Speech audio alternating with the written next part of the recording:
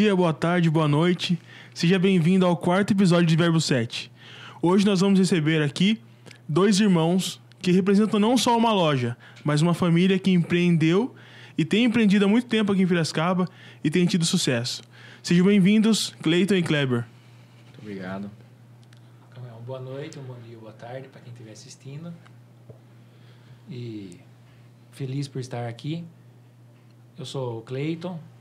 A Rocha Veículos é uma empresa que é familiar e, no caso, a gente está dando sequência na empresa e eu com meu irmão que toma conta.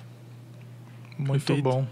Seja bem-vindo, Kleber. Obrigado, prazer estar aqui. Espero que todos que estejam assistindo estejam bem.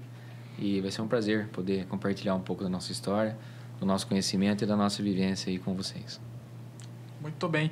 Como que nasceu a Rocha Veículos? Conte para nós.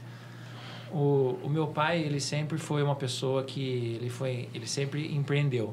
Então, ele é uma pessoa que veio do sítio, só que ele sempre fez negócio. Então, ele, desde a época que ele trabalhava no sítio, ele fazia troca de gado. Então, ele sempre teve esse lado do negócio. E aí, quando ele veio para a cidade, que ele casou com a minha mãe, ele abriu um comércio e, em paralelo, ele negociava carro. Então, durante o tempo, ele foi prosperando e aí ele juntou com o irmão dele, com amigos, e abriu uma loja que há muito tempo atrás da cidade chamava Hobbycar, que era lá na Armando Salles. Aí ele ficou um período lá, conforme a loja expandiu, aí ele tomou a decisão de sair da sociedade e iniciar um comércio próprio. E aí ele começou em 2003, ele com a minha mãe, a Rocha Veículos lá na Armando Salles. Que legal, cara, que bacana. Você vê que negociar é um dos melhores meios, assim, para você prosperar, né? E gerar riqueza, assim, você fazer negócio acontecer, né, Eric? Eu acho que não tem outra forma de crescer muito rápido se não for vendendo ou comprando, né? Vocês pactuam dessa ideia? Na verdade, assim, pode até ter outra forma, né? Com certeza tem, Sim. porque nem todo mundo vende carro e nem todo mundo vende alguma coisa, né? Mas, com certeza, é um dos meios que, igual o Cleiton falou, veio da nossa família, veio com nossos pais. É um dos meios que nós vimos que, para nós, dava mais certo. Então, a gente, graças a Deus, teve essa oportunidade de ter nossos pais que iniciaram, deram esse start. E a gente, como sempre gostou disso também, deu sequência nos negócios. Mas, com certeza, é um meio... Não é fácil, sempre tem seus desafios. Porque, às vezes, quando a gente fala, é um dos meios muito legal de poder prosperar, ter riqueza. Mas, na verdade, não é só sobre isso, né? Porque é sempre um desafio lidar com pessoas. Você tem que garantir algo que não foi você que fabricou. Porque mexer com carro é isso, né? Às vezes, você vai garantir algo que não depende de você. Depende de você a questão de poder avaliar da melhor forma, ter critérios para poder vender algo de boa qualidade.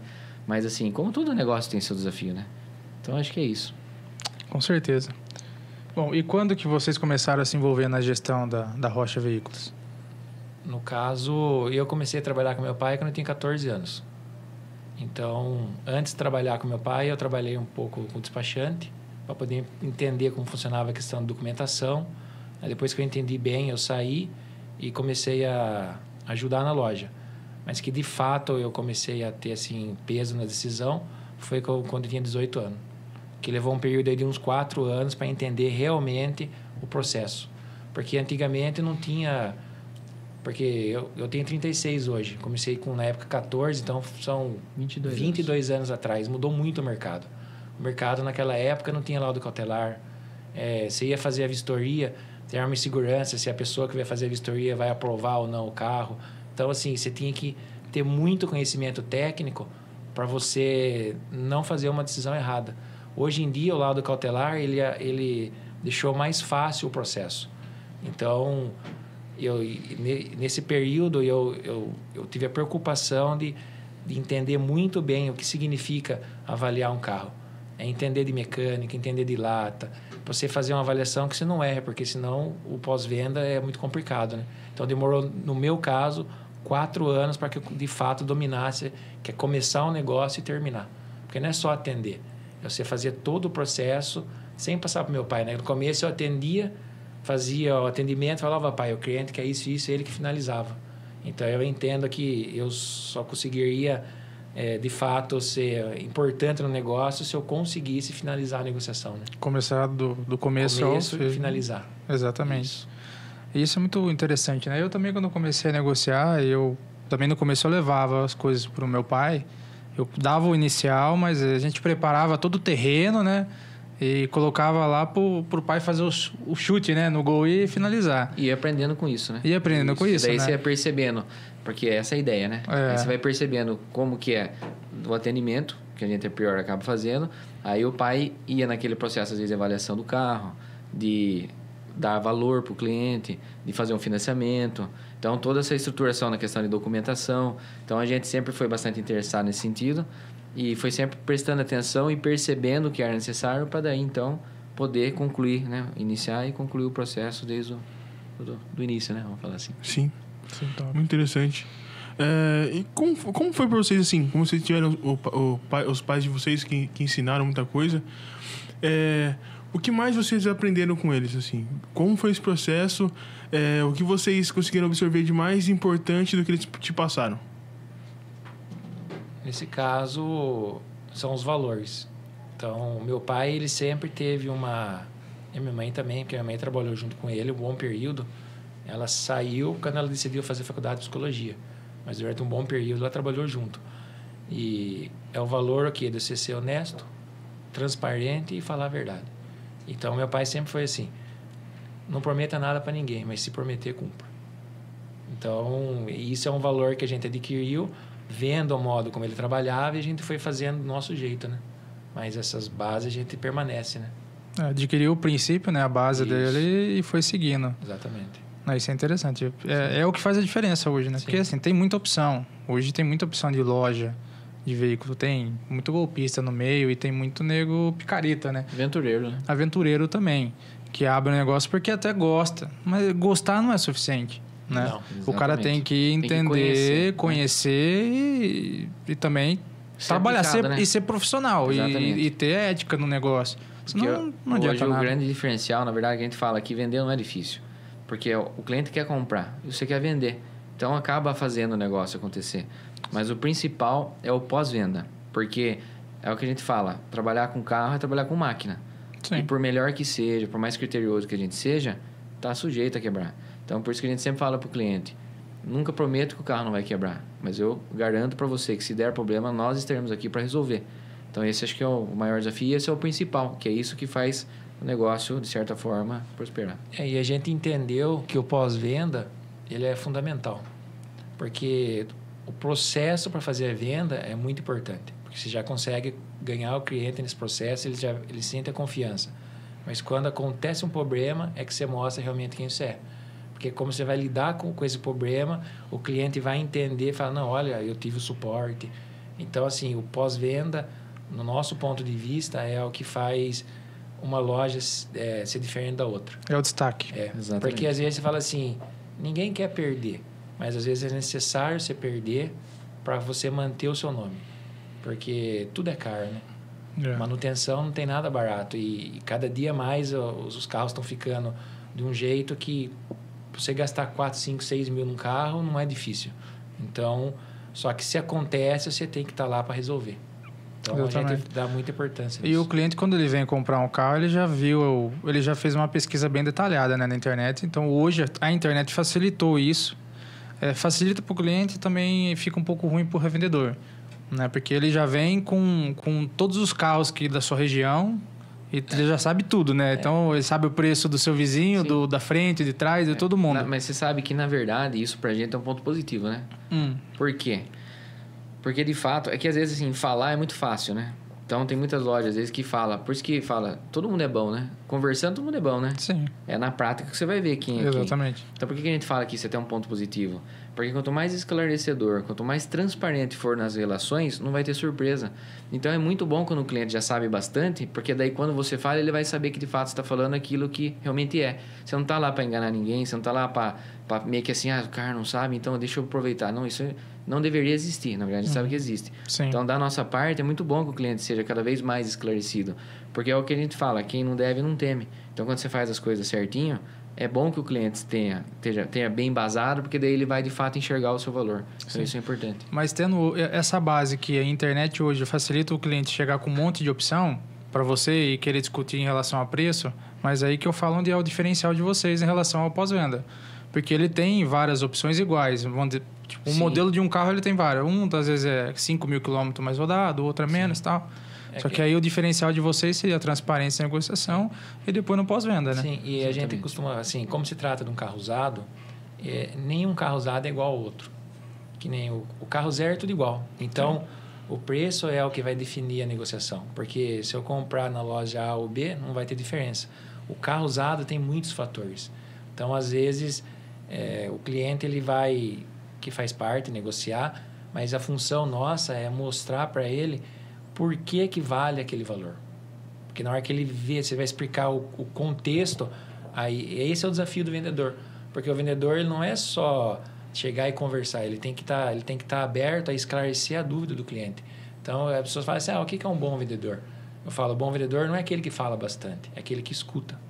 Porque se você consegue escutar e entender o que a pessoa está falando, a sua resposta vai ser assertiva. Agora, se você fica preocupado só em falar, aí você não presta atenção naquilo que é o problema do cliente. Porque quando ele entra na loja, ele tem uma coisa para ser resolvida. Ele chegou até lá, alguma coisa ele precisa resolver. Então, você tem que entender por que ele está lá. Você entender o motivo, você vai poder trazer para ele uma solução. Você fala, mas isso aí é uma consultoria. É uma consultoria. É isso que faz, às vezes, as pessoas... Elas falam, nossa, mas isso eu não vejo nos lugares. Porque as pessoas estão mais preocupadas em... vai comprar ou não vai comprar, e para não perder o tempo. No caso nosso, não. A gente quer entender o que está acontecendo com o cliente. Não deu para fazer a venda, tudo bem, mas o cliente já gostou, ele entendeu que ali tem uma preocupação. E de certa forma, né, fazendo um gancho, que é algo que você estava falando, da questão do valor. Então, o cliente ele vem de fato bem informado, ele pode olhar e falar assim, olha, mas você tem um Corolla 2020 com 15.000 quilômetros que você pede 125, mas eu já vi um por 118, que isso acontece. Daí, lógico, cabe a gente ter esse conhecimento e falar, legal, só que a gente, por exemplo, esse aqui tem todas as revisões feitas na concessionária, esse carro tem laudo cautelar 100% aprovado. Então, você apresentar o porquê de maneira técnica, o porquê esse carro vale mais do que o outro, que às vezes não tem 15, tem 30 mil, é pouco rodado, mas não vale igual um que tem 15, por exemplo. Então, cabe a gente, de fato, saber e entender do que está fazendo e mostrar para ele que futuramente o valor que ele está pagando a mais faz sentido, porque ele também vai ter isso de volta. E se tratando de carro mais velho, mais seminovo, é a questão do que o cliente estava falando. Tem muita questão de que carro não é tudo igual. Por quê? Porque cada carro tem uma história. Às vezes o carro ele é único dono, ou não. Às vezes o carro ele é terceiro dono, ou ele passou do pai para o filho, ou o carro nunca teve nenhuma batida, não teve nenhuma repintura. Tudo isso tem valor. E uma coisa muito relevante, histórico de revisões. Às vezes é um carro que já foi totalmente revisado, mostrando por A mais B, porque não é uma questão de falar. Porque senão você vê muito aquela questão que você ouve por aí, né? Às vezes tem cliente que chega na loja e fala assim, mas todo lugar que eu vou, o carro é da minha vizinha, o carro é do meu pai. Mas é de fato você falar e mostrar a verdade, porque não é só uma questão de falar, por isso que a gente fala, de falar todo mundo fala. É mostrar mesmo, é ter histórico, é ter nota, mostrar em documento. É que agora o documento passou a ser digital, né? Sim. Então não tem mais aqueles asteriscos. Até 2020, que o documento não era digital, tinha lá no recibo, no próprio documento. Documento verde. Quando o carro era o único dono. Anterior. Exato, você mostrava, era cheio de asterisco. Então você falava, de fato, esse carro é o único dono. Você tem a procedência, né? Porque às vezes você vai por aí e o cara fala, não, esse carro é o único dono. Todo carro é o único dono. Mas será que a pessoa... é professor. Exato, será que o cara está falando a verdade? Então tem essas questões que são relevantes. Aquele também, carro um pouquinho mais rodado é de Américo que só pega estrada. Isso, só rodovia. Só rodovia. Trabalhou em São Paulo, então, né? É sempre essa história, né? Quanto mais, assim, o objetivo fale a verdade. Exato. Você tem que apresentar o produto e dar a opção da pessoa escolher. E mostrar evidências que aquilo que você está falando de fato é verdade. Fala, tem pessoa que dá muita importância para repintura. A pessoa fala, esse carro teve repintura? Sim, teve aqui. Pronto, é ela que vai escolher. Não sei, acho que não tem. Isso fica um negócio meio assim... É porque é meio que obrigação da loja saber. A gente só faz isso da vida. Então é meio que inacreditável que você vá numa loja e o cara fala assim, eu não sei. Como que você não sabe? Você tem que saber. Esse é o seu negócio. Então você deveria saber. E é igual o Cleiton falou. Esse carro tem repintura? Hoje em dia é algo que as pessoas estão suportando mais. Coisa que a gente respeita, cada um tem o seu Tempo modo de atrás, visão. né, Mas antigamente isso era muito relevante. Então, às vezes, você pegava um determinado cliente e fala assim, esse carro tem repintura? Às vezes o carro tem 10 anos de uso. Então, tem repintura. Ah, então não quero. Então, tudo bem. Você está sendo honesto, transparente, e ele não quis, que ótimo.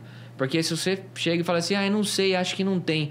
O cara compra, leva para alguém que entende, e quem acaba sabendo, você só se queima. Então, cada vez mais, você tem que ser transparente, tem que ser honesto. E se o cliente quiser, ótimo. Se o cliente não quiser, tá tudo bem. Porque a gente tem que respeitar a opinião e a forma de cada um pensar, né? Então, se tem problema, ok, eu respeito. Ó, tem isso daqui. E se não tem, muitas vezes o cliente acaba nem ligando. Ele só quer que você fale a verdade. E quando você fala a verdade, a pessoa percebe que você está sendo honesto e fala, que legal. Não ligo que tem retoque, mas já gostei de você porque você foi honesto. Você transmitiu para mim uma verdade. Porque às vezes você vai nas lojas, não tem. Depois o cara descobre que tem, perde um vínculo de confiança, né? Que é o mais difícil de você conquistar, né? Que confiança é uma coisa que a gente sempre fala, como tudo na vida, né? Isso seja no relacionamento, qualquer coisa. É muito difícil de você conquistar, mas para você perder é muito rápido. Então, é mais do que a obrigação da gente ser transparente, né? Então, é importante falar isso. Muito bacana, muito... eu queria falar sobre outro ponto, já emendando o que vocês estão falando, mas eu vou voltar um pouco pra gente terminar um bloco aqui que a gente tava meio que programado. Mas eu quero depois falar sobre a questão de sinistro, de leilão, porque hoje é uma coisa que tá muito em voga no mercado. Hoje a pessoa pergunta, esse carro tem histórico assim, né? E antigamente não tinha isso. Antigamente os carros até tinham essa procedência, ninguém sabia, ou as pessoas não sabiam, né? Mas voltando naquele bloco da continuidade. Qual foi o momento que vocês pensaram assim, agora é a hora da gente tomar a frente, aposentar nossos pais, deixar eles de molho agora, descansar um pouco e assumir a frente? No caso, assim, como é uma loja familiar, então, por um período longo, a decisão era entre eu, o Kleber e o meu pai. Então, assim, a gente sempre teve um raciocínio bem alinhado. Normalmente, a decisão que era tomada de maneira individual, ela era semelhante à dos demais. Então, esse conflito, ele pouco acontecia, porque a visão era bem, assim, bem parecida. Então, meu pai, um mérito do meu pai, ele sabia delegar. Então, ele foi uma pessoa, assim, que ele não concentrou para ele as decisões. Ele permitia que a gente tentasse, que a gente errasse. Dá autonomia, né? Ele não tinha aquela... Isso ajudou muito no processo. Então, desde que a gente começou a participar dos negócios, a gente já tinha essa participação. Só que daí o meu pai, como ele tinha um objetivo, como ele sempre foi do sítio, então ele falava, quando eu tiver mais na aposentadoria, o objetivo meu é eu quero ter um espaço de terra ali, criar os boizinhos, eu quero ficar assim, que é bom pra cabeça isso, né? Que é uma coisa que ele sempre gostou. Sim. Então ele foi preparando a gente, ele falou, quando eu tiver lá com 60, 65 anos, eu já gostaria que vocês tocassem a loja de maneira independente, sem precisar que eu esteja aqui. Então é um processo que foi acontecendo, né? Naturalmente. Bacana.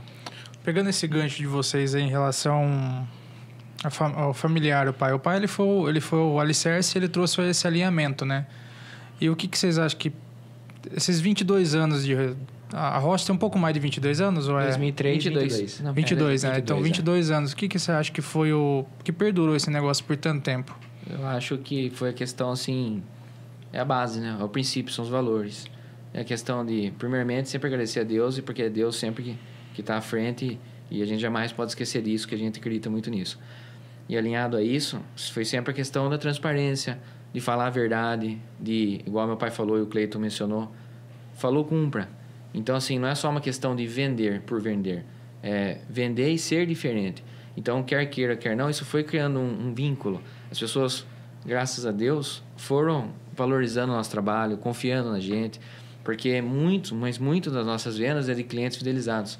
Então, é um trabalho de formiguinha.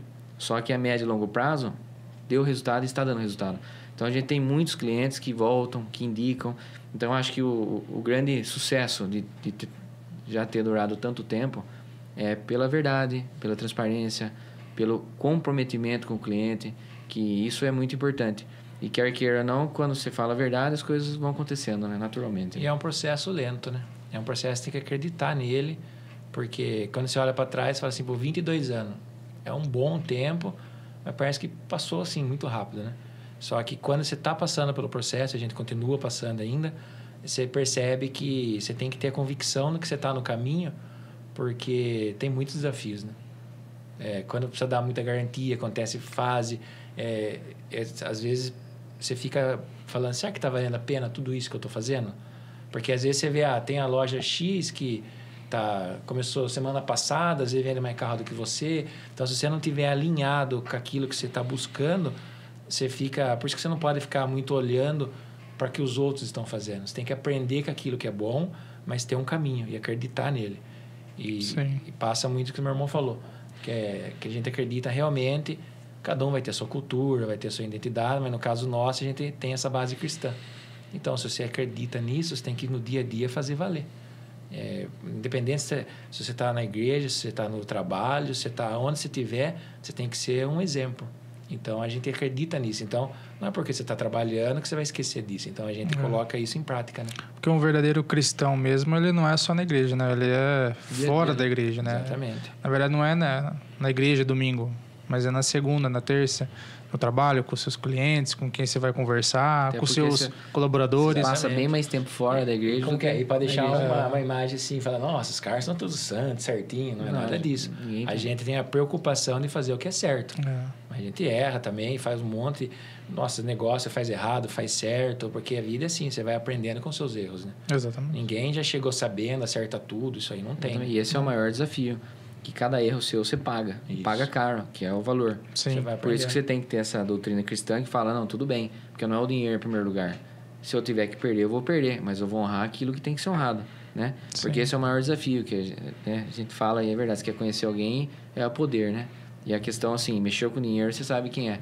E muito passa por isso, porque às vezes você pega uma pessoa, por exemplo, que acabou tendo a infelicidade e fundiu o motor do carro. Aí você poderia entrar naquele mérito. Mas será que não foi falha? Será que a luz do óleo acendeu e a pessoa não parou? Não tem questionamento, você vai lá e resolve. Por quê? Porque você não coloca o seu ego no sentido assim, mas eu vou gastar, 8 mil para resolver. Ninguém quer gastar, ninguém quer jogar dinheiro fora. Mas é você, de fato, se colocar no seu lugar e fazer o que tem que ser feito, né? Então, acho que isso é muito importante. Porque, assim, vocês são... é um mercado, vocês estão na chuva para se molhar também. Exatamente. E faz parte do negócio, Exatamente. né? Então, é como um casamento, né? É na alegria e na tristeza também, né? Exatamente. E eu achei interessante o que você falou, porque, assim, são 22 anos, você tinha uma visão. Se você não tivesse feito isso durante esses 22 anos, os 22 anos ia passar do mesmo jeito. Exatamente. Mas se vocês escolheram ter uma base, essa base sólida, que esse alicerce firme... E passou-se 22 anos e vocês estão aqui hoje com uma leva de clientes aí que é fidelizado. Exatamente. E é um trabalho que nem foi um trabalho de formiguinha, mas que agora vai ficando mais claro, né? Tem uma referência, né? Isso. Já tem um bom reconhecimento. Isso, nada mais gratificante do que isso, né? Sim. E o que é um filtro para um carro ser bom para vocês assim e vocês colocaram na loja? Qual que é o filtro? Eu acho assim que depende muito do contexto. Por que a gente fala depende do contexto? Depende do carro. Às vezes você vai avaliar um carro 2025. O carro tem que ser nota 10. Em que sentido? Não pode ter repintura. O carro tem que ser o mais próximo do zero possível. Tem que ser impecável, não pode ter risco amassado, ralado, nada. O carro tem que ser praticamente zero, porque a concorrência dele é de um zero. Agora, você vai olhar, por exemplo, um carro 2010. Aí é natural que o carro já tenha alguma repintura, possa ter algum tipo de detalhe que não desmerece a qualidade do carro. Aí o que a gente entende como qualidade? Ser o laudo cautelar mais próximo do 100% possível, ter uma quilometragem legal, mas não é o mais relevante. Você pode pegar um carro bastante rodado, igual a gente falou anteriormente, mas que tem um histórico, tem revisões, é carro bem cuidado. Então, assim, isso a gente entende como qualidade.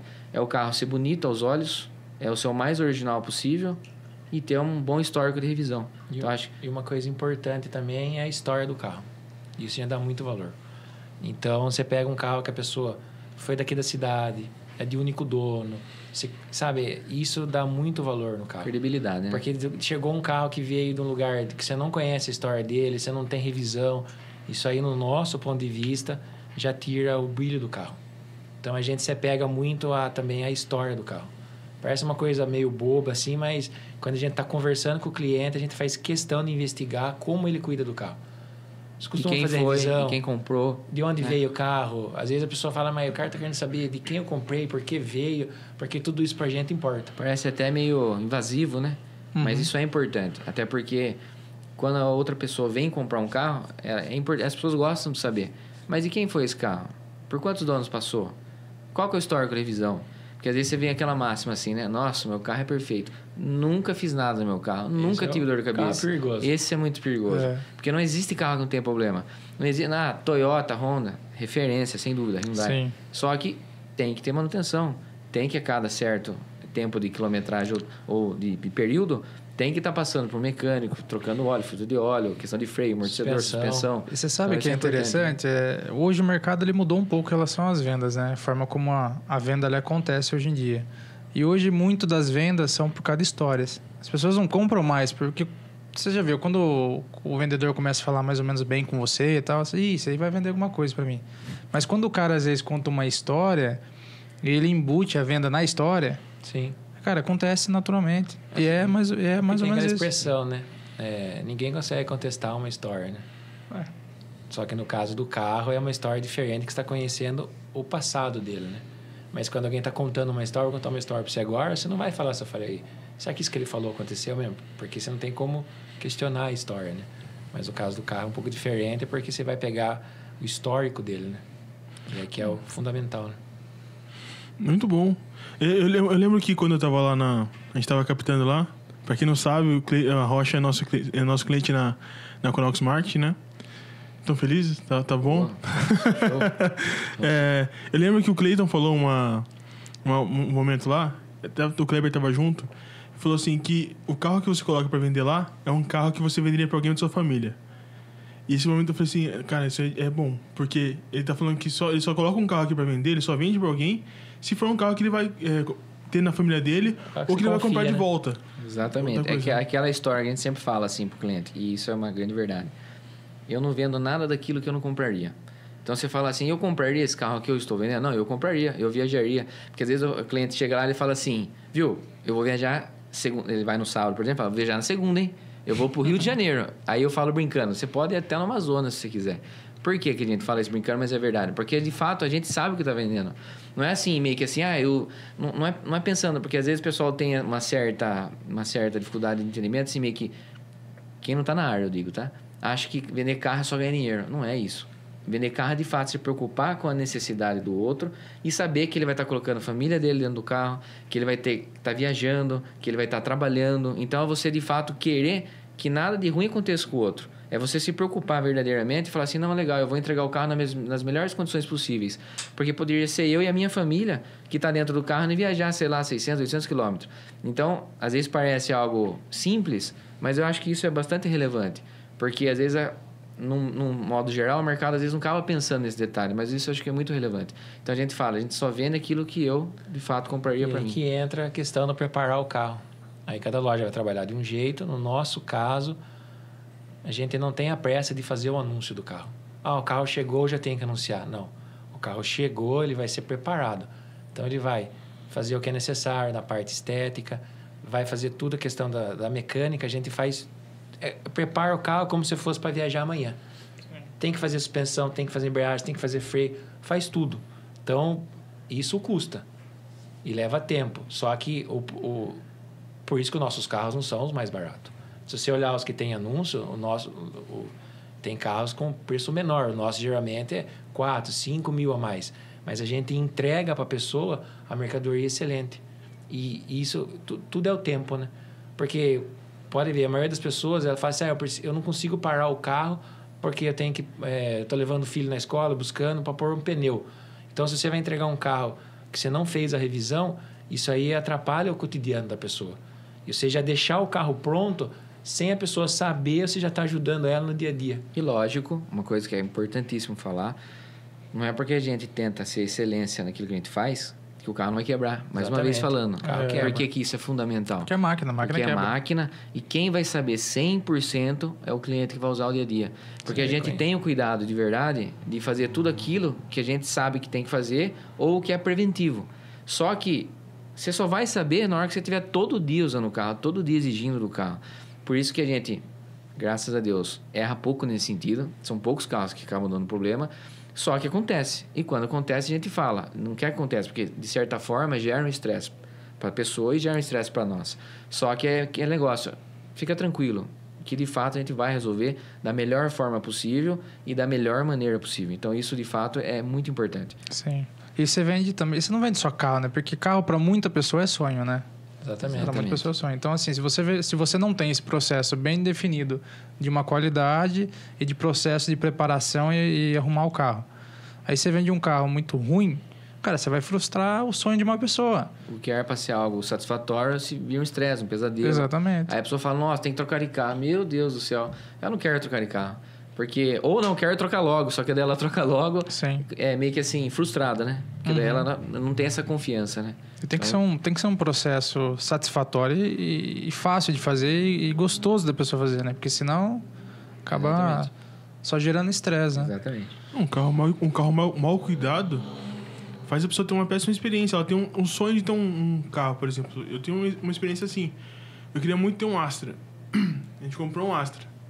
O carro não saiu do mecânico. Era semana por semana no mecânico. Câmbio, um monte de coisa. O carro é ruim? Não, tem um monte de carro no mercado, desse carro no mercado. Mas aquele carro era ruim. Foi uma venda mal feita, né? O carro foi mal cuidado, né? Exatamente. Lá na Rocha, vocês têm um público. Isso é uma coisa que a gente conversou também. Como vocês fazem para selecionar esse público? Eu acho assim que a questão da seleção vai muito voltada a isso que a gente falou. Como a gente se preocupa em fazer tudo o que é possível fazer nos carros, e de certa forma o nosso valor não é o mais barato, não é porque a gente quer ganhar muito, mas é porque é necessário, porque você não consegue comprar um carro com muita margem.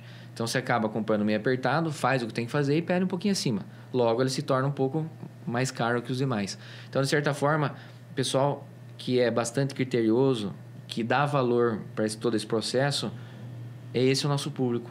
Porque eles enxergam que, de fato, ele não está pagando mais caro porque... Ah, não, viu? Esses caras aí tá querendo pedir 4, 5 mil acima. Não, ele já entendeu que se está vale mais a pena, caro né? é porque, de fato, eles estão numa loja boa, eles estão numa loja que, de fato, fez revisões, que entregou, que vai entregar, aliás, e que, de fato, assim... Estou pagando mais caro, mas eu sei que eu vou estar tranquilo. Então, de certa forma, esse é o nosso público. É aquele que valoriza, é aquele que tem critério e é aquele que, de fato, não quer dor de cabeça. Então, acho que, de certa forma, acaba segmentando no valor, né? Na E o que fideliza, vocês acham, realmente é o pós-venda. É o que fideliza o cliente. O pós-venda, ele é muito importante. Ele é uma parte, né? Do Ele é processo. importante. O pós-venda, ele vai finalizar aquele bom processo. Porque o atendimento, ele é... Porque cada pessoa vai pensar de uma maneira. Porque nenhum vendedor trabalha igual, mas a maneira como você interage com o cliente já é um fator que muda muito a experiência. Então, se você quer, volta a falar, se você consegue entender o que o cliente quer e ter empatia por ele, é que parece que é tudo frase assim, que é comum usar, né? Mas é que se você aplicar fizer isso na prática, a pessoa ela vê o valor. Porque ela vê quando você está de fato preocupado com aquele negócio. Você não está ali só sendo uma paisagem para esperar tomar uma decisão, não. Você está ali envolvido com aquilo que ela está pensando. Então, você está pensando junto com ela para achar uma solução. Tomar a melhor decisão, né? Exatamente. E a questão do pós-venda, por que é só uma parte do processo? Porque muitas das vendas, a gente escuta assim, nossa, parabéns pelo atendimento, gostei, senti confiança.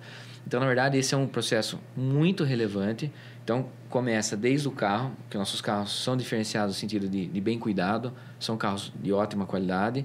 Aí, desde o atendimento, que a gente tenta ser, de fato, o mais humilde possível, o mais transparente possível. E depois, porque a gente fala assim que loja boa não é aquela que o carro não quebra. Loja boa é aquela que resolve os problemas. Então, a gente tem todo um processo para que quebre o menos possível, para que gere experiências mais positivas possíveis. Mas aí, quando você tem... A pessoa teve uma boa experiência no atendimento, achou o carro muito bem cuidado, fez a compra contente, aí quebrou.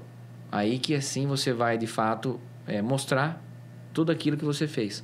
Então, daí o pós-venda é aquele que meio que assim, consagra todo o bom atendimento que você teve. Porque às vezes tem lojas que vão dar bom atendimento, tem lojas que às vezes vão falar com o cliente que eu vi, só que na hora que quebra, o respaldo não acontece, ou não da forma como o cliente deseja, ou de fato não tem esse respaldo, daí meio que assim, de nada adianta o bom atendimento, não adianta o carro ser bonito. Então por isso que é uma parte do processo, né? Então acho que o pós-venda, quando ele acontece, ele meio que fecha, né? Fecha esse ciclo. Né? Porque se o pós-venda ele não é bem feito, tudo aquele processo que você fez é jogado fora. A pessoa fala assim, nossa, eu achei que eles eram bons. Agora eu vi que eu fui enganado. É esse sentimento que fica. Então, se você não tem cuidado com o pós-venda, você não vai fidelizar. Mas não é o pós-venda que foi bom. O processo funcionou e o pós-venda finalizou, né? Então, a gente aprendeu que o pós-venda é fundamental. Depois que uma pessoa compra um carro, geralmente vocês ligam depois de um tempinho, assim, para fazer um pós-venda? Ou como que tá? A gente manda o WhatsApp ou liga. Geralmente assim, não é todos, mas vai falar que é porque isso não é uma verdade. Não. Mas sempre que a gente pode... Por que eu falo isso? Costuma perguntar assim... Isso, tá tudo bem? Porque às vezes a gente escutava muito isso, né? Conversando às vezes com outras pessoas. E quando tem mais liberdade com o cliente também. Isso, porque tem cliente que às vezes não dá essa liberdade, né?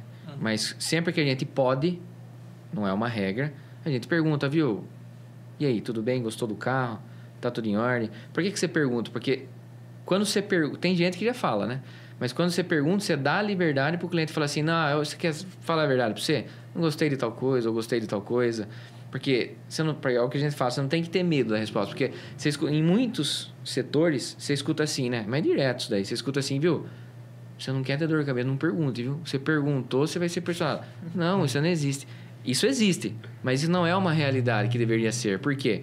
Porque você tem que ir de encontro com tudo aquilo que você acredita. E se você acredita de fato que você está vendendo algo de qualidade, que você quer o cliente satisfeito, que você se preocupa com ele, você tem que sim perguntar. Você gostou do carro? E aí, sua esposa gostou? Ou seu marido gostou? As crianças gostaram do carro? Porque, às vezes, é mais ou menos assim. Se não gostou, vamos tentar entender por que não gostou e tentar ajudar da melhor forma para a pessoa sair satisfeita. Agora, sabe assim, não vou perguntar, porque senão a pessoa pode falar algo que vai... acho que... Se ela falar que não gostou, beleza, vamos descobrir a verdade. Porque, é igual a gente falou, não é vender qualquer custo, mas é, de fato, tentar trazer satisfação para o cliente. E, lógico, como a gente tem uma empresa familiar, tudo passa pelo Cleiton e por mim. Então, de certa forma, você não pergunta porque, às vezes, você não quer perguntar. Porque, às vezes, está corrido, às vezes tem cliente na loja, você está conversando, acabou passando, é algo que acaba passando. Mas sempre que dá, a gente tenta perguntar, assim. Principalmente pelo WhatsApp, que é mais fácil hoje em dia. Sim. Né? Porque daí você manda, se o cliente não vê, ele responde na hora que dá. Porque se o cara tem medo de perguntar, é porque ele não sabe o que ele vende, né? Exatamente isso. Agora, como Perfeito. vocês têm convicção, não tem medo de perguntar. Exatamente isso. E só para reforçar, às vezes você vende um carro com excelente histórico, excelente qualidade, porque tem também a pessoa que ela está comprando o primeiro carro. E ela, às vezes, ela não tem ainda o conhecimento do que significa um carro. E, às vezes, tem alguns problemas que acontecem que, para quem já teve carro por várias, trocou, já teve outros problemas, ele encara aquilo de uma maneira muito tranquila. E para a pessoa, como ela ainda está ganhando a experiência, às vezes acontece uma coisa que não tem muito, assim, é uma coisa simples de resolver. Exemplo, queimou uma lâmpada. Tá tudo bem, nossa, os carros já começou a dar problema. Mas aí você pergunta, mas o que está acontecendo? Não, você não acredita.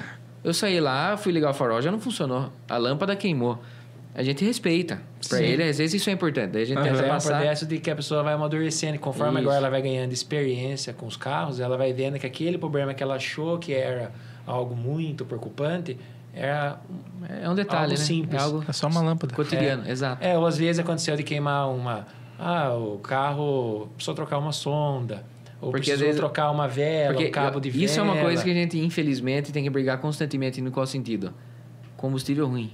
O que mais tem é combustível ruim, infelizmente. Hoje em dia você vai em posto de bandeira que é ruim. Aí o carro tá perfeito. Aí o cara sai da loja, a mulher, enfim, o cliente sai da loja, abasteceu. Aí deu, sei lá, 2 horas, viu? Já acendeu a luz de injeção. Então não é necessariamente porque o carro está com problema. O carro passou a ter problema. Por quê? Combustível ruim. Então, às vezes acontece... Tem clientes e clientes. Tem muitos fatores, né? Exato. Então, às vezes acontece esse tipo de situação que a pessoa acha que, nossa, é o fim do mundo, mas é uma coisa normal. E essa questão das pessoas, tipo assim, que queimou a lâmpada, o carro já começou a dar problema. Eu acho que também é o cliente que ele tá saturado um pouco do tanto de ser vergonhice que tem no mercado, né? Porque a gente sabe que tem bastante pessoa que se aventura. E aí, a gente que é bom no mercado, a gente paga pelos ruins, né? Sim. Então, acho que o cliente ele fica um pouco... Ressabiado, né? Com receio e com medo, porque ele acha que todo mundo é igual. Na verdade, tem aquele receio, assim, estacionamento, né? Nem loja, né? Tem aquele negócio antigo, estacionamento. Comprei ali no estacionamento ali. Mas tem que mudar esse conceito, é loja. Por isso que, pelo processo, a gente faz questão de falar para o cliente que nem hoje tem a internet é uma coisa muito boa, sabendo usar. Então, a gente faz questão de falar para o cliente, se tiver alguma dúvida, pesquise na internet, vai no Reclame Aqui, Vai no Google. Hoje em dia, você coloca o nome da loja, você já consegue ter um parâmetro das avaliações, que nem tem a avaliação do Google. Então, ali tem um histórico das pessoas que já deixaram um comentário sobre a loja, positivo ou negativo. Então, você tem bastante ferramenta para você saber se aquela loja vale a pena ou não iniciar um negócio. E isso é em qualquer setor, né? Isso. Você vai, sei lá... Você vai no restaurante. Restaurante. Deixa eu ver se esse restaurante é bom. Você já viu a Eu avaliação? faço muito, acho que a maioria das pessoas acabam fazendo isso, né? Vou ficar em tal hotel. Deixa eu ver as avaliações desse hotel. Positiva, negativa. Então, acho que isso é uma realidade que ajuda muito, né? Então, tem meios e formas para você saber com quem você está negociando. Porque, às vezes, você não pode também só se deixar levar pelo primeiro contato. Mas ir mais a fundo para, de fato, conhecer se a loja faz jus ao que está sendo passado ou não, né? Como vocês veem hoje no mercado essa questão que eu levantei antes, do leilão, do sinistro? Antigamente, vocês viam isso? Existia já há muito tempo isso? Ou não? Realmente, de fato, agora tem muito carro no leilão? Como vocês veem isso? Eu acho que a questão do leilão começou bastante fortemente desde quando existe cautelar, né? Acho que cautelar foi uns 16 anos. 10, 15 anos. Daqui a pouco tempo passa tão rápido, né? Mas acho que desde 2010, deve ter isso aí, né? Então, assim, existem várias formas, né? Se você falar leilão de financeiro, é um leilão. Se você falar leilão de sinistro, é outro leilão, né? Mas, assim, é que antigamente ficava muito naquela ideia, né? É igual funilaria, né? Posso levar no funileiro? Pode. Então, aí você vai ou no conhecimento técnico do vendedor ou leva para alguém que entende para ver. Então, a cautelar veio para trazer isso, essa verdade mais fácil, né?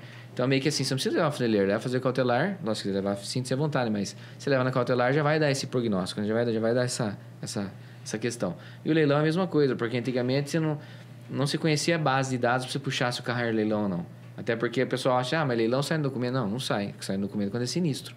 Quando é leilão, não sai no documento. Uhum. Então, você ficava muito naquela ideia assim, acredita ou não acredita, né?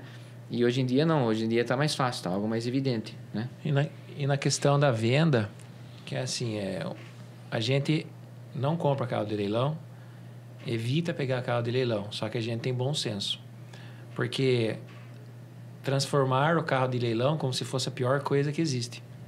E se você pegar o carro que é leilão de financeira, teoricamente não teria problema nenhum. Porque é um carro que a pessoa não pôde pagar, o leilão, o banco, ele precisa pegar esse carro, fazer um edital público, ele vai a leilão e é vendido. Só que o que aconteceu? Principalmente as concessionárias, elas começaram a depreciar o carro que é leilão financeiro. Então, você vai aqui, pelo menos aqui em Piracicaba, você vai quase em todas as concessionárias, elas não pegam o carro leilão. Ela é como se fosse o pior carro que existe. Então, ela não tem contexto. E aí, é aquele negócio, na dúvida, é ruim. E agora, o leilão de sinistro é um carro problemático. É um carro que ele não está apto a ser usado. É um carro que, às vezes, passou por enchente. É um carro que já foi bateu, cortado. Recuperar, né? Então, é um carro, assim, por isso que fala, é sinistro. Agora, o carro, tem carro de leilão que tem 3 mil quilômetros, 5 mil quilômetros, e o carro é perfeito. Só que colocar no mesmo pacote o sinistro e o carro que é de financeiro. Só que o mercado, principalmente o mercado do estado de São Paulo, ele vê isso de uma maneira negativa. Tem outros estados que isso tem pouca relevância. Então, o que eu acho que o mais importante é assim, pensando em questão de negócio, é igual o Cleito falou, a gente não vai em leilão, nunca foi, e não faz questão nenhuma trabalhar com carro leilão. Mas vou dar um exemplo. Você tem um carro muito novinho, pouco rodado, de boa qualidade para quem entende e sabe avaliar, mas eu quero dar ele na troca. Você vai deixar de pegar? Não. Só que tudo tem que ter o seu valor. Então, se um carro vale 100 mil, se der leilão, ele tem que valer 80, 85. Então, é entre 15% e 20% dependendo do valor do carro. Às vezes você pega um carro, que nem meu irmão citou, é um carro que tem baixa quilometragem, estrutural é 100% original, o carro é perfeito. Então, você vai precificar ele por causa do mercado, mas a qualidade do carro é a mesma. Permanece mesmo. Não é porque ele é leilão que ele perdeu a qualidade. Aí, o que você tem que fazer? Ser transparente, falar para o cliente, esse carro é de leilão, portanto, está sendo vendido mais barato. E tá tudo bem. Cabe o cliente aceitar ou não. Igual a gente estava falando anteriormente, a questão de repintura. Tem repintura. Cabe aceitar ou não, vai de cada um. Só que o que acaba acontecendo, que isso denigre mais ainda, sem ser tão correto, é o quê? infelizmente, é igual eu estava falando, que as lojas boas pagam pelas ruins. Então, você pega a loja que compra o carro de leilão, vende para um público final, não avisa que é de leilão, aí acaba dando certo dessa pessoa não ter essa informação, Fica às vezes anos. não com o carro. procura na questão da cautelar, fica anos com o carro, daí vai trocar com a gente, por exemplo, que a gente tem todos os processos, que todos os carros, sem exceção, a gente faz laudo cautelar antes de entrar. Aí a gente faz o laudo e fala, ó, seu carro é de leilão. E a gente tem todo esse cuidado de explicar para o cliente exatamente como ele está explicando aqui. Só que a gente fala, só que se eu estou pegando por um X, tem que ser pelo menos de 15% a 20% abaixo. Aí o cliente, de certa forma, acaba ficando assustado. Mas não é porque o carro é ruim, é porque, de fato, ela foi enganada, ela pagou um preço cheio há um determinado tempo atrás, então hoje ela está sendo surpreendida que ela foi enganada e ainda mais com uma desvalorização que acaba sendo grande. Aí se torna mais traumático ainda. Aí a pessoa fala, poxa, nunca mais quero carro de leilão, ou nunca mais... fica traumatizada. Então, qual é a ideia? Se for comprar, compra bem mais barato, saiba que está comprando e está tudo bem. Então, acho que essa é a ideia principal. Seguindo essa linha da pessoa ser enganada e tal, você já sofreu algum golpe? Alguém tentou dar um golpe na loja de vocês? Algum prejuízo nesse sentido? É até bom falar sobre isso, porque a internet possibilitou que isso acontecesse com mais frequência, mais alta, né? No caso da loja, ajuda um pouco, porque o golpista ele já sabe que o revendedor ele tem Mais recursos. ele tem mais recursos para tentar sair do golpe. Questão assim, porque o particular, o que acontece? Ele tem sempre a expectativa de pegar o valor maior. Que todo mundo, eu vou ver a FIP, então você vai tentar fazer um anúncio particular para você ver se consegue um valor maior. Aí o golpista, ele entra, aí que entra, porque ele vai iludir no valor. Então é sempre essa questão do você anunciou o carro por 80, a pessoa já fala que vai dar 80 e já vai ter um comprador, e aí ele tem toda uma argumentação que é convincente. Quando ele vai fazer isso para a loja, ele vai ter um pouco mais de dificuldade, porque o lojista é o dia a dia nosso. Uhum. E na questão a gente nunca teve um golpe assim que aconteceu, que a pessoa conseguiu, conseguiu levar o carro sem pagar, alguma coisa assim, mas já teve prejuízo. E por incrível que pareça, o prejuízo acontece com pessoas que você confia, que às vezes é do seu ciclo de amizade, né? e às vezes você dá confiança para a pessoa e é justamente a pessoa que não paga. Aí você fala, nossa... porque quando você não confia, você se cerca de todas as formas. Sim. Aí você acaba ficando tranquilo, né? E quando você confia muito, o cara é muito próximo, ou a pessoa é muito próxima, aí você não quer fazer a mesma rotina de burocracia, porque acaba sendo um pouco deselegante, vamos dizer assim.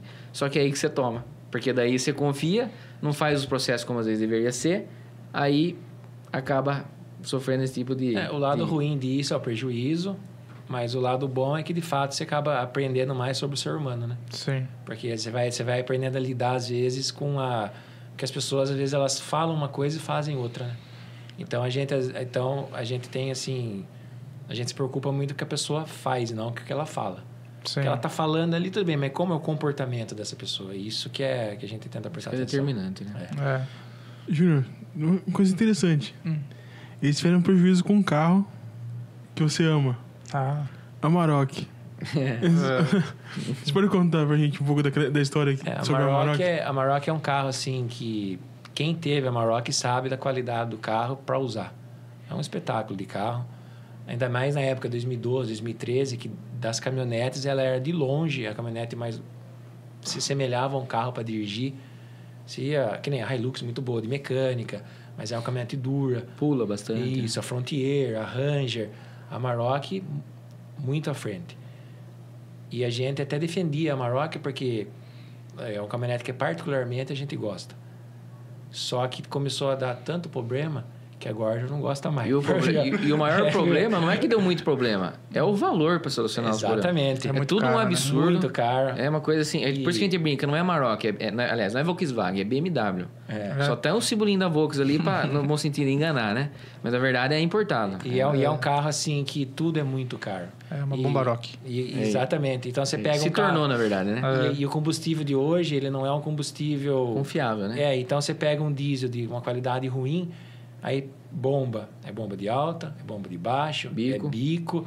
Ou seja, é o pacote que, quando ele dá problema, gastou 20. É o pacote Pra começar, pra quebrar assim. um peão mesmo. Pra quebrar. E Esse aí cara- você trocou, às vezes, só 3, 4 peças, já foi 20. Não, você tava Aí- normal, 110 por hora assim na rodovia, acende a daqui a pouco molinha. acende a molinha, pronto, acabou. É, Aí- exatamente. Aí você já... Acabou o quê? Acabou sua viagem. É. Acabou a viagem, porque é 20 conto. Acabou a viagem e o dinheiro no banco. É. Então, é um carro assim que a gente evita de pegar. Então, A não ser quando era na muito gar- diferenciado. na assim, garantia quer dizer, de fábrica, é um Isso. carro Então, com assim, uma- enquanto nova ou com uma história muito bem... é que a Amarok muito problemática, é da 2012, acho que até 16. 2012, acho. Até 2015. Da 12 a 15, É. Da 17 em diante, ela já melhorou muito. Melhorou. E volta aquela... Não é que o carro é ruim, é que se você souber cuidar do carro, ele vai longe. Então, a gente continua ainda pegando a Amarok, mas de preferência com baixa quilometragem. Com bastante seleção. Carro assim Amarok que pega, é- mas bem selecionado. É carro assim que você fala, não, esse carro teve dono. É revisão na concessionária, é carro de... Você vê que a pessoa cuidou. Aí você não vai ter dor de cabeça. Agora, se pegou um carro que você não conhece a história, é problema. Sim. Eu acho que eu vejo muito problema também, assim, ele é um bom carro para usar. Eu acredito que a mecânica, eu não acredito que é uma mecânica ruim também. Não, a mecânica não é ruim. Mas eu acredito que aqui a gente não tem mecânico que talvez seja bom o suficiente para fazer esse negócio, Não, para cuidar, eu né? acho que o mecânico até tem. É o que às vezes não tem, é o combustível adequado para o carro. Uhum. Porque o combustível, o diesel de hoje, ele tem baixa qualidade. E ainda agora eu acho que aumentou o biodiesel nele. Então, essas são coisas que vai contribuindo, porque ela é um carro importado. E aí, isso contribui para que o carro comece a apresentar mais problemas. E aí, se o dono da Amarok não tiver aquele cuidado de usar um aditivo no motor, né, no tanque, né, Tanque de combustível. de combustível, são tudo detalhinho bobo, mas que custa também. Só que se a pessoa vai tendo esse cuidado, a vida útil do carro aumenta. Sim. Então, o que a gente evita é pegar a Amarok velha. A Amarok nova, não, porque pegou com bom histórico, não vai ter dor de cabeça. E se tiver na garantia de fábrica também, tem a própria garantia da Volkswagen, né? E qual carro qual esse carro você vê assim e fala, não, esse carro aqui é ruim, além da Amarok? Eu acho que são marcas importadas que a gente não costuma trabalhar, que são marcas que você pega carro que nem você pega Eu acho uma... assim, Volvo... Não que não seja ruim, mas assim, marca, é problemático. Que nem um Assim. exemplo, você vai pegar uma Evoque, Land 2012, Rover. 2013, que é um ano difícil para esse carro. Acho que a partir de 2017, 2016 ela já melhora. Mas são marcas assim que, como é uma linha premium, são carros que o custo de manutenção é muito alto. E quando ele vai ficando velho, tudo é caro. E o público intermediário, digamos assim, às vezes tem muita vontade de ter, mas não tem tanta condição para manter. Aí isso vai se tornando um desafio. Então, assim, enquanto ele é novo, revisões na concessionária, às vezes bem cuidado, dificilmente dá garantia. Agora, à medida que ele vai ficando mais velho, aí já é um desafio. Porque daí ele vai começar a quebrar na hora que ele está ficando mais velho. E aí o valor é muito alto, às vezes você paga, às vezes é metade do valor do carro. Então acaba sendo um desafio. Por isso que a gente acaba não pegando esse perfil de carro, porque de certa forma não é viável e também é o que a gente falou nisso. A gente só vende aquilo que eu compraria e não é um carro que eu compraria. Então é isso. Top. Muito bom. Só para fechar o assunto da Amarok, Assunto polêmico, hein? Exatamente. A gente não vendeu tantas Amaroks assim, mas as poucas que nós vendemos, na sua maioria a gente pegou de volta. Eu tive uma experiência. A gente não, tive assim, uma. a gente no sentido assim, a gente não deixou o cliente na mão. Sim. Então o cliente voltou, que nem o Cam Power Shift. Exatamente. O Cam Power Shift, o EcoSport, o Fiesta, os poucos que a gente vendeu, que na época era um carro muito bom, quando o cliente voltou, a gente pegou de novo. Exatamente. A gente não, porque se a gente poderia fazer assim, falar, ó, dar uma desculpa para tentar sair do cliente. Que a gente mas sabe não. que infelizmente é o que mais tem. Você vai, quando a loja não quer pegar, ele fala assim, então, o mercado tá devagar, tô com a loja lotada, não tô podendo comprar agora, isso é tudo desculpa. Então, são clientes bons nossos que comprou esse tipo de carro, que na época era bom. Quando ele voltou, a gente pegou o carro, fez a negociação e não deixou o cliente sem esse respaldo. Que isso é uma coisa importante também. Porque nesse momento você podia correr, né? Sim, desviar de alguma forma. A vontade de pegar não era, sendo honesto. Não tem vontade de pegar. Esse carro sabe que não é bom. Mas uma vez que você vendeu porque ele era bom e hoje não é mais, mas você tem que honrar aquilo que você acredita. Lógico. Aquilo que você tem como base. Tem que fidelizar o cliente. Exatamente, por isso que a gente pega ele de volta. Sim. Bom, eu tive experiência com a Amarok, não foi muito boa, não. Tem que contar. Triste, cara. Eu abri acho que 2 vezes o motor dela. Sério? Em que ano, galera? 2012. Não, 13. Em que ano que foi isso? Não, faz uns 3 anos atrás. Faz 3 anos que tá com ela. Desisti. Já foi, já. Gastei tudo. O que ela vale já foi nela. Toda vez é muito caro. Um absurdo. Tudo muito caro, muito absurdo, cara. E... Cara, acho que um virabrequim na concessionária que eu fui ver... 25 mil. 25 mil, isso aí mesmo. isso. Eu achei na promoção 18. Ai, que bom. Aí você ficou feliz ainda. Economizou certo. Economizou Não, 7. mas é triste. Por isso que a dica é não comprar velho. Não, pegamos em negociação e Sim. é triste. Aproveitando essas dicas, além de não comprar Maroc e nem câmbio Power Shift, o que vocês diriam, na verdade, para quem está querendo começar como revenda ou até com outros negócios, mas focado mais no nicho de carro? O que você diria, o que vocês fariam para começar hoje do zero? Na verdade é assim, ó. O principal é conhecer o que está fazendo. Porque acho que o maior desafio é se aventurar. Então, às vezes, o pessoal fala assim, eu vou abrir em tal nicho de mercado. Às vezes a pessoa não tem a mínima ideia de como isso acontece, como funcionam os processos. Às vezes, não, eu gosto de carro. Você gostar de carro é uma coisa. Você entender e conhecer do mercado é totalmente diferente. Então, acho que o primeiro ponto é conhecimento. E eu acho que, assim, o segundo ponto é experiência.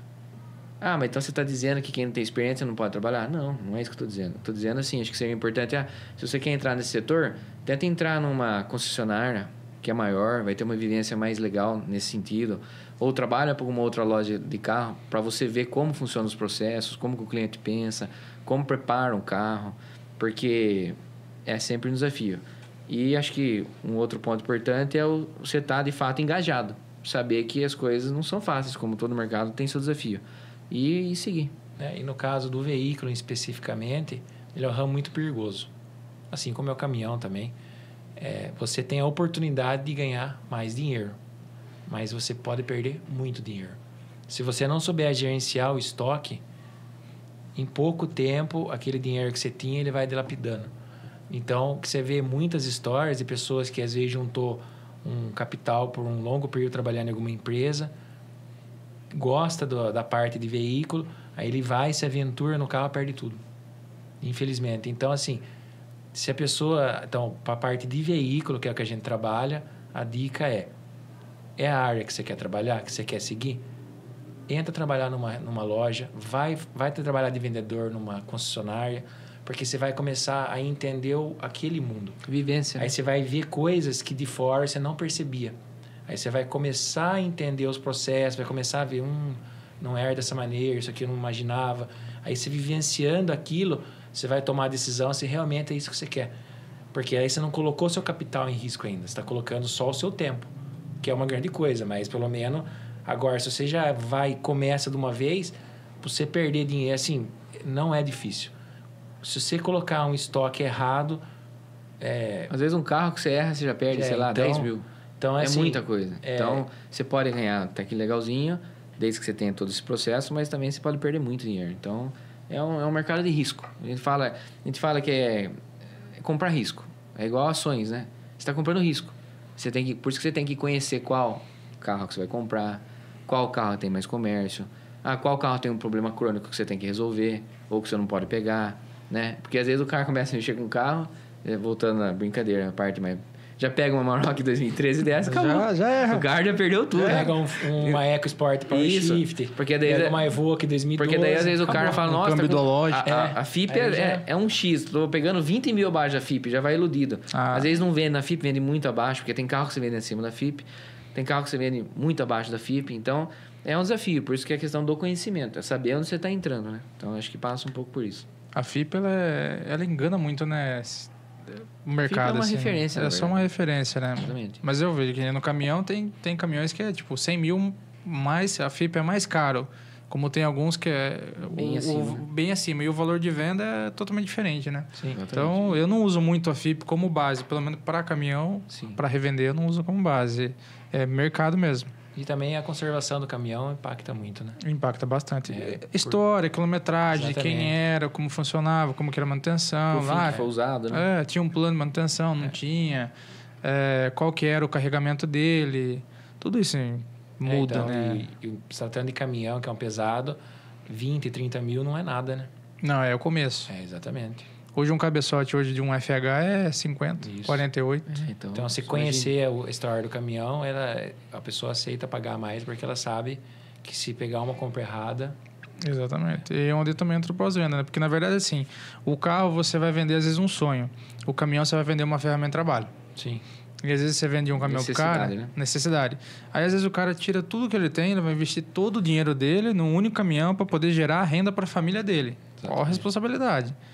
Aí vai lá e funde o motor. E o cara fez financiamento, pegou dinheiro empréstimo consignado, vendeu o carro. E por mais que você resolva, um mês parado. Aí ele vai falar, nossa, vou ter que ficar um mês sem trabalhar. Exatamente. Então tem essa questão, né? E aí, embola a vida do cara. É onde entra, assim, responsabilidade. Então, assim, às vezes, que nem essa, às vezes eu vou lá e empresto um caminhão pro cara. Um outro caminhão que tá no estoque, que entrou agora, que eu sei que tá bom para trabalhar, e ele vai trabalhando. Exatamente. Porque aí eu vou ajudar o cara. Porque, imagina, o cara com parcela... Se põe no lugar, né? Se põe no lugar. O cara com parcela pagar, com família, com filho pequeno para alimentar e o caminhão parado um mês, às vezes até 60 dias, dependendo da gravidade do motor. Demora, porque assim, uma mecânica sempre vai ter bastante coisa para fazer. Não vai ter só o seu caminhão ou só o seu carro. Vai ter outro serviço para fazer. Entra na fila, né? Entra na fila. E aí tem peça, manutenção, aí é bastante coisa, longe, né? Então tem que se colocar assim no lugar das pessoas. Isso é muito importante. Bom, falando sobre empreender... Eu tenho uma ideia, assim, sobre empreender em família. Eu nunca gostei muito. Eu já tive um empreendimento que foi em família e para mim não deu certo. Mas como que é para vocês empreender em família? O que vocês podem dar de dicas para as pessoas que vão assistir? É que nem você falou, empreender já é um desafio. Com família ou com um sócio que não é família, é um desafio. No caso nosso, tem dado certo porque a gente tem um alinhamento de pensamento. Então, a gente tem uma mesma direção e tem pensamentos similares. Então, às vezes, que nem é o seu irmão, mas ele tem um pensamento muito diferente do seu, então, cada um vai com um caminho. Então, você não vai conseguir chegar num ponto comum. E, no nosso caso, a gente tem esse mesmo caminho, então, isso facilita muito o processo. Eu acho que uma coisa fundamental, isso vale para a família, óbvio, mas acho que para tudo, né? É você estar alinhado no sentido de ir na mesma direção. E saber que, assim, eu não sou obrigado, às vezes, a concordar com tudo que ele está falando, e nem ele concorda, às vezes, com tudo que eu estou falando. Mas existe o principal, respeito. Por que eu falo isso? Se eu entrar num processo, seja de compra ou de venda, que talvez ele não concorde, ele vai respeitar. Ele vai deixar eu até o final, ele vai deixar eu errar. Mas ele está respeitando a minha decisão. E o inverso é recíproco. Então, acho que o maior sucesso para dar certo família é humildade e respeito. Por quê? Quando você tem humildade, você sabe que às vezes é ele que vai estar à frente do negócio e eu não preciso ser o principal. E às vezes é eu que estou à frente do negócio e ele não precisa ser o principal. Porque às vezes o que acontece, que a gente percebe muito, é o quê? Um querendo se sobrepor ao outro. Um querendo parecer mais do que o outro. Então, às vezes, a pessoa não está preocupado, de fato, com a unidade daquele negócio. Está preocupado, não, quem manda aqui sou eu. Então, isso não é legal. Então, você tem que ter humildade. Então, às vezes, é o ser que vai prevalecer, às vezes sou eu. Então, é respeitar o momento de cada um. E lógico que com o tempo, foi muito tempo que a gente trabalha junto, foi muito tempo que a gente vive junto, né? Sou meu irmão. Faz tempo. Mas assim, com o tempo, você vai alinhando os seus pensamentos, os seus valores. Então, acho que por isso que tem que ter bem definido. Isso é igual um time, né? Quando o time está unificado, é o time vencedor, é o time que vai dar certo. Porque, de fato, você se preocupa com o final. Você não preocupa em ser o principal, o protagonista. Você quer, de fato, fazer com que dê certo. Então, acho que a dica que eu daria é: tenha humildade, respeite. E quando você tem um respeito mútuo, e não é com o irmão, é com qualquer pessoa. Acho que daí tem tudo para dar certo. Falar. Porque quando você consegue se pôr no seu lugar e não ter essa vaidade, seja para qualquer segmento que você pratica, você consegue ter a empatia das pessoas. Porque se você chega no local e você quer ser o destaque, você quer sempre estar chamando para si o holofote, você vai causando um desgaste na equipe. E no caso nosso, como a gente é irmão, tem muita afinidade, isso facilitou muito, né? Então, mas de fato, empreender em família é um desafio.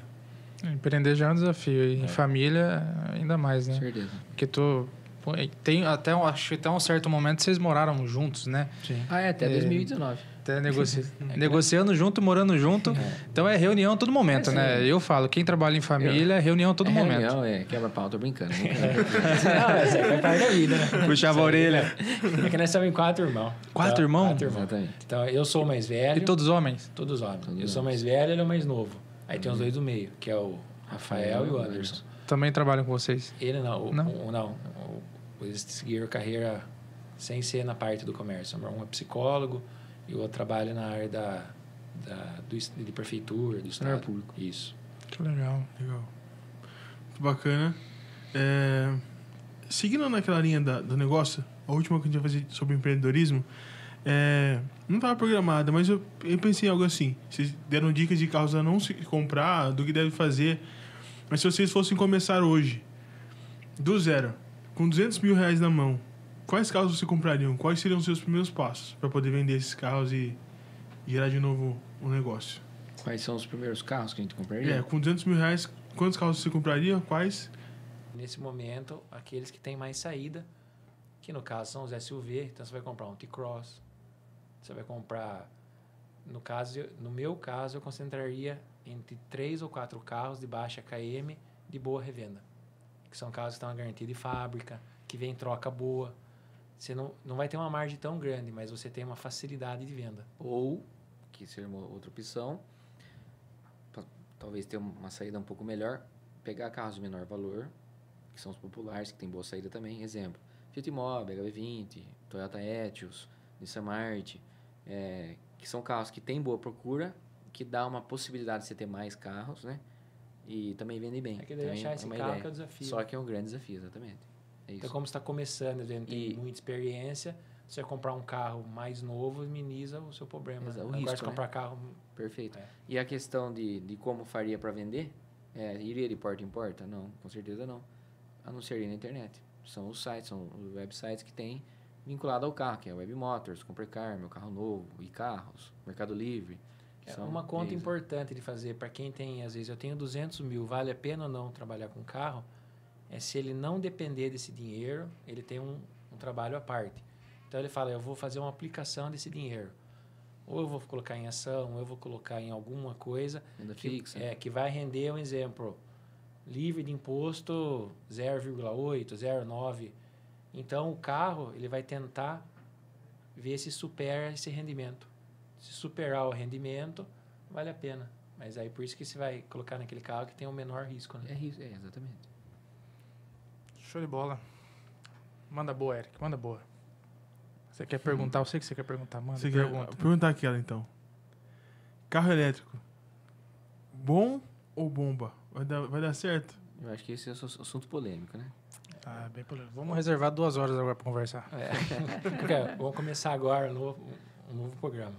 O podcast, na verdade, sim, o carro elétrico, se for aquele que você vai usar para cidade, que é o Dolphin. Mini Dolphin. Isso, é um carro que ele está tendo boa aceitação.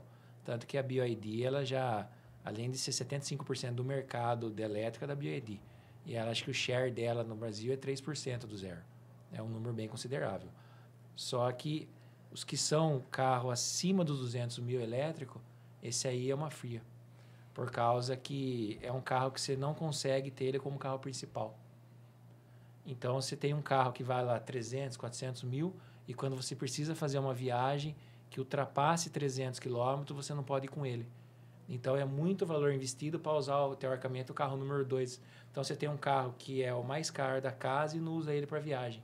Por isso que quando o carro ele é de valor muito alto, ele está tendo uma depreciação gigante. Porque a pessoa que fez a compra do zero, quando ele vai se tornar o seminovo, ele tem público pequeno.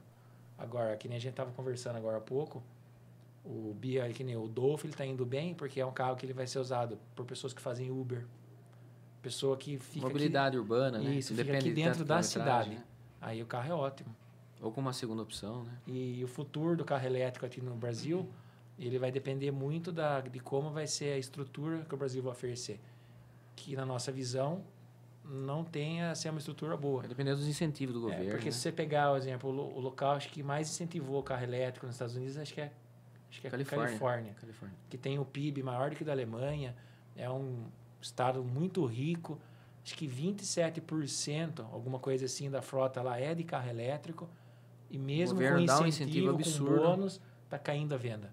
Está caindo a venda do Telas. Então, assim, eu acho que no Brasil é mais um momento. E não tem infraestrutura. O Brasil, infelizmente, é escasso. Por nessa enquanto, questão acho que a de melhor infraestrutura. opção é o híbrido. Fica no Exatamente. meio do caminho ali. O híbrido. Acho que o Brasil não tem uma infraestrutura de energia muito boa para suportar, né? A quantidade que... Não tem investimento, né? É. Precisa investir. E eu estava vendo uma pessoa explicar sobre isso. Para colocar esses postos de abastecimento rápido, custa muito caro. E o Estado não tem interesse. Em São Paulo mesmo, a Mercedes, acho que não sei se a capital encomendou, acho que foram 150 ônibus elétricos. Acho que esse é o número, precisa pesquisar certo. E não está usando até agora porque não tem onde carregar. Isso nós estamos em São Paulo. Então, aí parece que eles não pagaram ainda a Mercedes. Que é o estado mais rico, né? Então, Então você assim, imagina os demais. o carro elétrico Assim, É uma incógnita, na verdade. se conseguisse isso fazer funcionar, seria bom. Assim, seria bom a emissão, tudo. E a questão também de ruído. A emissão de ruído ia diminuir bastante, principalmente em São Paulo, por exemplo, que é um... É o ruído. Nessa é um questão ruído do ruído, muito- é excelente. Você seria nem sabe, às muito vezes, bom. o carro elétrico tá passando. Que você escuta, né? Exatamente, seria muito bom. Mas quem gosta de barulho de motor mesmo não vai... Ferrari É. não vai poder ser elétrico. Por exemplo, aquele carro da BYD Exatamente. que saiu, aquele i9, que é tipo um super esportivo. Não, o carro é fenomenal. Faz de tudo, parece que anda até de lado, né? Pula pro lado, sei lá. Tem um eixo. E ele é muito rápido. De 0 a 100, acho que é 2,4 segundos. É muito É rápido. um absurdo, né? Só que assim... O Cio 2.6, né? O seu é 3,4, se não me engano. 3.4, Ou 3,6. Só que, assim, perde a graça. Porque um super... Qual que é a graça de um super esportivo? Escutar Cara, o ronco, é o né? ronco. Exatamente. É o motor. Vibração, né? Eu acho que para essa linha de super esportiva, eu acho que não daria certo. Eu não... Se eu fosse O eu, público não comprador... aceita, né? Se fosse eu, comprador de um super esportivo, eu não ia comprar... Por mais que o preço é muito mais em conta. Porque essa é a ideia do elétrico. Da BYD, por exemplo, né? É oferecer um carro top E um preço menor. com preço menor. Tipo, metade do que o concorrente Por oferece. isso que eu brinquei da Ferrari. Você Sim. imagina você comprando uma Ferrari, que o prazer não é nem dirigir, é ligar. A pessoa, todo mundo escutou que você tem uma Ferrari, né? Aí você vai lá e liga, não tem barulho. Esse dia pra Aí trás, você fala, "Nossa." esse dia pra trás eu passei, eu vi um carro parado assim, eu falei, cara, deve ser uma Ferrari. Eu olhei, não, uma Porsche, mas bem bonita, Sim. assim. Eu olhei e tava carregando. Eu falei, cara, não tem graça. É um conceito que, para um momento, a gente não está acostumado. Exatamente. Mas Futuramente eu acho que ainda o não deu desafio certo. realmente do elétrico depois é o descarte da bateria.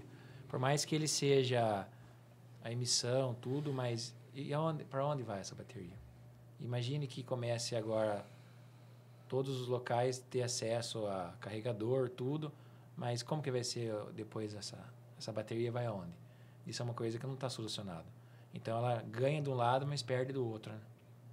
Tem que ter É meio um paradoxo, né? Tem que ter uma infraestrutura muito bem montada para isso funcionar. E se fosse solucionado esse problema, seria bom. Por exemplo, se uma bateria nova custasse mais ou menos o que custa um motor novo do carro, Seria excelente. seria excelente. Espetacular. Porque a gente não tem troca de óleo, não tem Sim. uma série de componentes mecânicos Manutenções que um carro preliminares. a combustão Sim. tem, né? E mudaria muito como é vista a mecânica hoje, né? Teria que ter os mecânicos teriam que se adaptar para um novo jeito de trabalhar, Aperfeiçoar, né? atualizar. Porque senão vai ficar preso só os carros que vão acabar ficando Mais velhos. antigo, Né? né? Sim. Mas é que nem fala, o carro térmico ainda tem uma vida muito longa. Sim, tem. Pelo menos aqui no Brasil, né? Não, mas o carro térmico tá... Por que não voltava lá? Na China é muito forte isso. Sim. Mas mesmo assim não é o mercado. Certo. E onde que as pessoas podem conhecer melhor a Rocha Veículos? Onde que a gente encontra vocês? Instagram, WhatsApp da loja, Sim. o próprio site. A página da loja. Que é o... Acho que é isso. Principalmente é E isso. qual que é o nosso Instagram? vai deixar lá, é rocha.veículos.persicaba. E o de vocês? Vocês têm? Nós somos... Pessoal? Não, Olha, nós somos meio atrasados nesse sentido, até precisa melhorar isso aí, tá?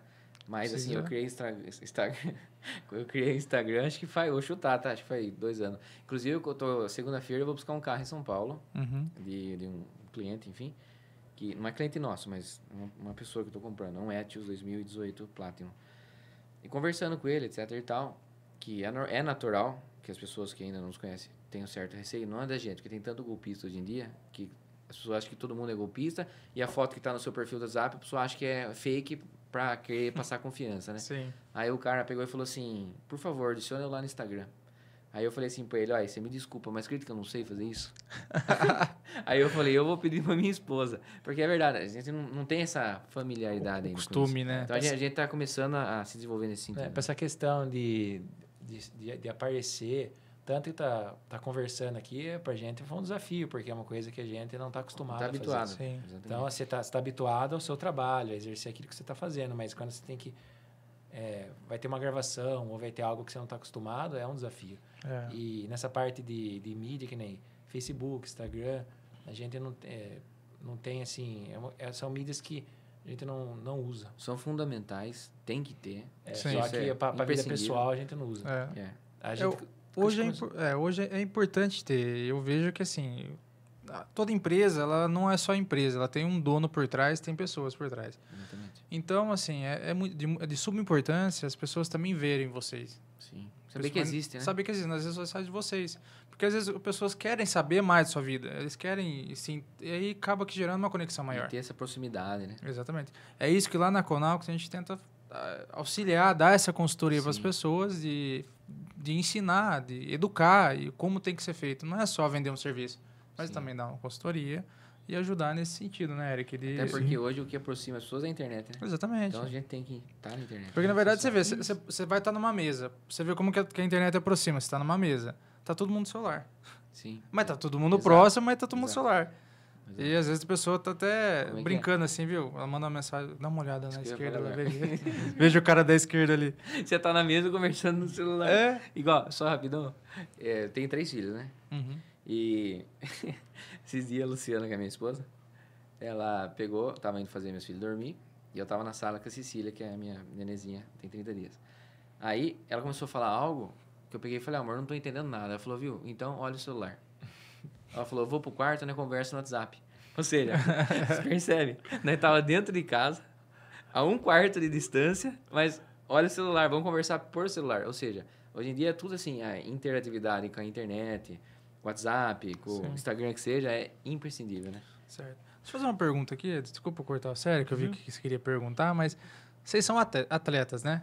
Amador. A gente gosta do esporte. A gente gosta quem do fala- esporte. Fala que é atleta, Amante sabe do isso esporte. puxado. Então tá, então A gente- são- A gente gosta do esporte. Amador, mas o Isso, que é vocês bem acham amador. o que vocês acham que isso traz para vocês na relação vida e negócios? O que isso traz de, sei lá, disciplina, de ensinamento? O que vocês podem indicar para as pessoas sobre isso? Persistência. A gente corre nada, né? A gente participa da 4, que fala, né? O pessoal fala triatlon, né? A gente vai participar um dia ainda, mas é por falta de tempo mesmo, mas eu vou fazer um dia. Mas assim, eu acho que o esporte ensina muito a questão, que é o que você falou. Disciplina, perseverança, mente forte, porque quando você está correndo lá, às vezes está morrendo, sim, no sentido de que você está muito exausto, está cansado, mas você está lá, você fala, não, eu posso, eu consigo, eu vou dar conta, eu posso, eu consigo. Então, é o ser com você mesmo brigando. Então, o esporte em si, ele ensina a gente a ter paciência, porque para você evoluir, você tem que treinar. Então, ensina você a ter perseverança E o e... esporte ensina que não tem atalho, né? Exato. Não tem É o atalho. ser e o ser. É você cumprir Exatamente. um cronograma e seguir ele, à risca, e se você acredita naquilo, persistir. E no final, você colhe o resultado. Então, você treinou, você corre bem, você nada bem e sente a felicidade E disso. no caso, como a gente falou do esporte, que é uma coisa bem ampla, mas aí exige também uma vida que você tem que ter uma alimentação regrada, um horário de sono regrado, porque tudo isso impacta no seu resultado. Exatamente. Então, às vezes, se você alimenta de uma maneira, come alguma coisa que não era para comer, diferente, você já vai fazer o treino, você já percebe que o seu desempenho já muda. Até Já. no dia a dia. Quando você vai fazer o esporte, eu até falo isso direto para a Luciana. O dia que eu corro, que eu nado, eu tô cansado fisicamente, mas minha mente tá milhão. Você tá esperto, você tá bem, vivo, você tem vontade. Sim. Agora, quando você não faz nada, no nosso caso, que tá acostumado a isso, aí parece que você tá mais devagar, mais lento, você já não tem tanta vontade de fazer as coisas. Então, assim, o esporte, além de ensinar tudo isso, ele de fato ainda traz uma satisfação, uma E vontade. saúde, né? Exatamente. E o treino faz você lutar com o seu pior inimigo, né? Que é você mesmo, né? Somente. É somente você mesmo. Exatamente. Muito bom. Muito bom mesmo. Quem quiser ver Kleber e o Cleiton atuando, é só entrar no Instagram lá. Tem lá, tem filme, tem tudo. Tem tudo? Tudo, Tem a história, vida, tudo já mais. Story, todo Tem, dia. já tem uns 4 vídeos já, né? Ah, tem uns 4, 5 vídeos Tem. lá. Tá indo, né? Tá aprendendo, tá desenvolvendo. Sim, então, artista. Com a ajuda da Conox vai firme, vai longe. Não Sim, tenha sim. dúvida disso. Excelente parceiro, tá ajudando bastante a gente. Desenvolver essa questão que a gente é um pouco mais. Maravilha. Sabe? Cleiton e Kleber, eu pedi pra vocês trazerem 3 indicações de livros. Quais livros vocês indicam pra quem quer empreender ou pra vida como um todo? No caso, eu pensei em livro mais para a questão da gente melhorar como ser humano. Tem um livro que é bem interessante de ler, é uma leitura simples, mas ela é bem profunda, que é aquele do Viktor Frankl, que é Em Busca de Sentido, que é um livro que vale a pena ver, que é que ele passa na época do nazismo, ele estava num campo de concentração. Também outro livro que a gente gostou. Monge Executivo, né? Monge Executivo. E um do padre Fábio de Mello, que chama Quem Me Roubou de Mim? O Roubo da Subjetividade Humana. Que é um livro também bem interessante. Muito bom. Show de bola. Pessoal, chegamos ao fim do nosso episódio. Eu quero agradecer a presença de vocês aqui. Foi uma honra compartilhar desse bate-papo. A história de vocês é uma história que inspira. Tenho certeza que vai inspirar bastante pessoas e que vocês continuem aí nessa jornada e que só venha a crescer, multiplicar e a gerar fruto na vida das pessoas. Eric, manda a boa sobre as redes sociais. Tem bastante aí, hein? Sim, tem pouco, né? Pessoal, siga a gente no @verbo7 podcast, Conaux Marketing ou Conaux MKT, Conaux Educacau, eu, Eric Vicente e... Sourcing Júnior, Sourcing JR. Beleza? Isso. Show de bola. Um abraço, até o próximo episódio. Valeu! Obrigado, até mais. Obrigado.